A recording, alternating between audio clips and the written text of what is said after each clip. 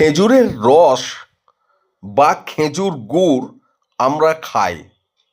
এই খেজুরের গাছ থেকে রস বার হওয়ার পর সেই রসটিকে বিভিন্ন প্রক্রিয়ার মাধ্যমে খেজুরের গুড় তৈরি করা হয়। এই খেজুরের গুড় খেতে আমাদের খুবই ভালো লাগে, কিন্তু আমরা ভেবেই দেখিনি যে কত কঠিনভাবে এই গাছ থেকে রস বার করা হয়। আমরা জানি জমি চাষ করতে গেলে জমির আল ছুলতে হয়, জমিকে কয়েকবার চাষ দিতে হয়, এগুলো করতে হয়, তবেই জমির ফসল উৎপন্ন হয়।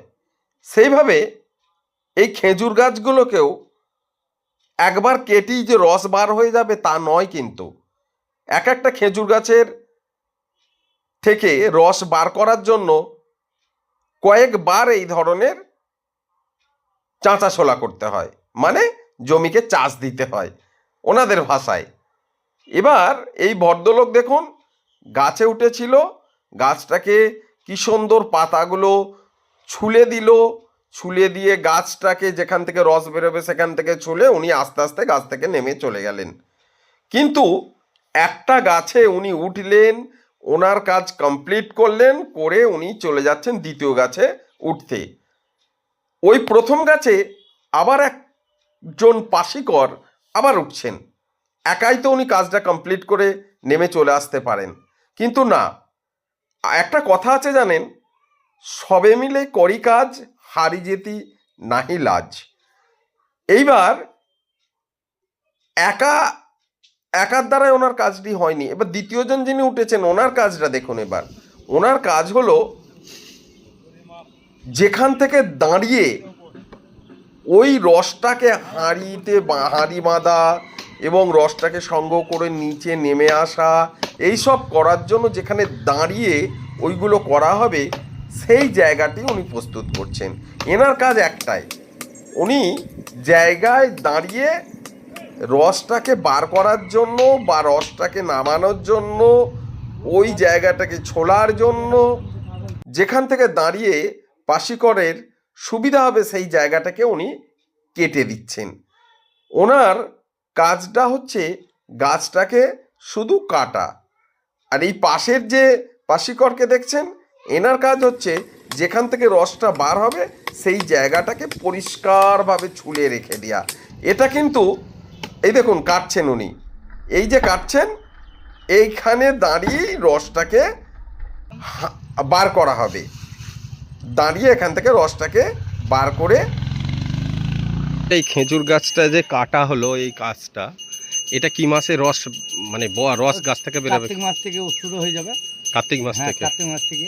ও, তারপরে ওই এখন চাঁচা হলো, গাছ ঝোড়া হলো, তারপর চাঁচলাম, চাঁচার পর আবার ওখানে চোখ কাটতে হবে, চোখ কেটে গুঁজি মারতে হবে, ললি মারতে হবে, দিয়ে রসটা এসে ভাড়ে পড়বে।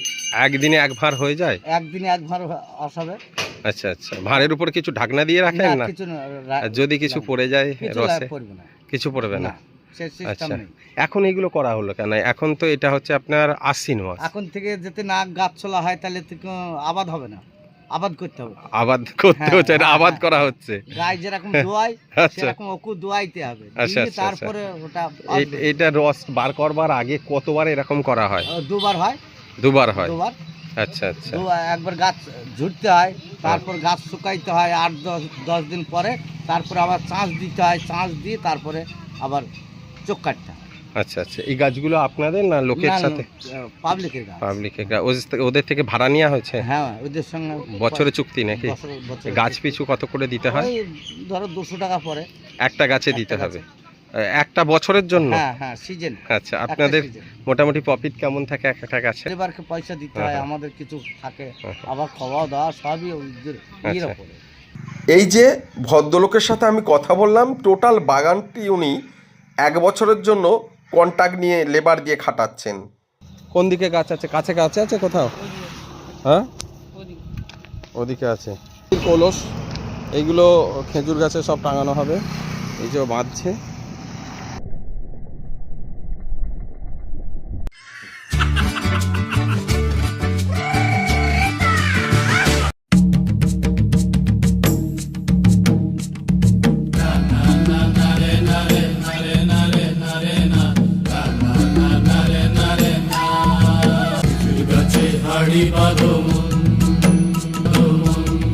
নইলে রস গড়িয়ে গোড়া পচে, নইলে রস গড়িয়ে গোড়া পচে, অকালে হবে মরণ।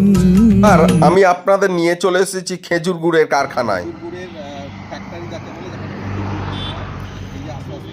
এবার ওই খেজুরের রস থেকে কিভাবে গুড় তৈরি হয় দেখুন। এই ডেকের মধ্যে রসটিকে ঢেলে সেখানে আগুন দিয়ে কন্টিনিউয়াসলি জাল দেওয়ার পর এই গুড়টি তৈরি হয়েছে। এটি হলো অরিজিনালি খেজুরের গুড়। এই খেজুরের গুড়টিকে ওনারা যত্ন সহকারে এইভাবে কাপড়েতে গর্ত করা আছে, সেই গর্তের মধ্যে ঢেলে দেয়। এইভাবেই গুড়গুলো ক্রেতার হাতে এসে পৌঁছায়।